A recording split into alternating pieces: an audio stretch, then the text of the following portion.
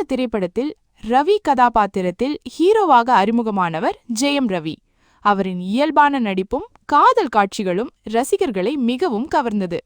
அவருக்கு ஜோடியாக சுஜாதா கதாபாத்திரத்தில் நடித்தவர் சதா. அமைதியான தோற்றத்திலும் உணர்ச்சி பூர்வமான நடிப்பிலும் ரசிகர்களின் மனதில் இடம் பிடித்தார். அப்புறம் நம்ம சேனல் 1000 சப்ஸ்கிரைபர்ஸ் வரதுக்கு கொஞ்சம் ஹெல்ப் பண்ணுங்க. மறக்காம சேனலை சப்ஸ்கிரைப் பண்ணுங்க. இந்த படத்தின் மிகப்பெரிய பலமாக இருந்தது ரகு கதாபாத்திரம். அந்த வில்லன் வேடத்தில் ஆவேசமான நடிப்பை வெளிப்படுத்தியவர் கோபிச்சந்த்.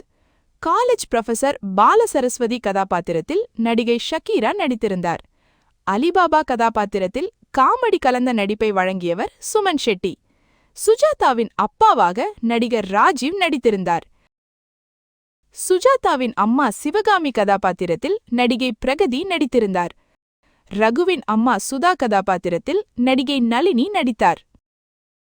டீனேஜ் வயது சுஜாதா கதாபாத்திரத்தில் ஸ்ரீவித்யா நடித்திருந்தார்.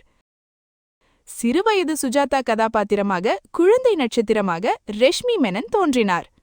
மயில்சாமி கதாபாத்திரத்தில் நகைச்சுவை நடிகர் செந்தில் ரசிகர்களை சிரிக்க வைத்தார்.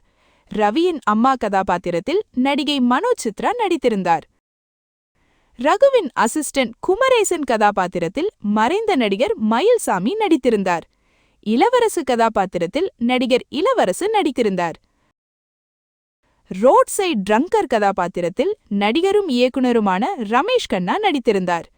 பூசாரி கதாபாத்திரத்தில் மறைந்த நடிகர் ஜூனியர் பாலையா தனது தனித்துவமான நடிப்பால் கவனம் பெற்றார். இந்த வீடியோ பிடிச்சிருந்தா லைக் பண்ணுங்க, கமெண்ட் பண்ணுங்க. மறக்காம நம்ம மூவி பேசலாம் சேனலை சப்ஸ்கிரைப் பண்ணுங்க. கூடவே பக்கத்துல இருக்கிற பெல் ஐகானை பிரஸ் பண்ணிக்கோங்க. அப்பதான் நான் போடுற வீடியோலாம் உங்களுக்கு நோட்டிபிகேஷனா வரும்.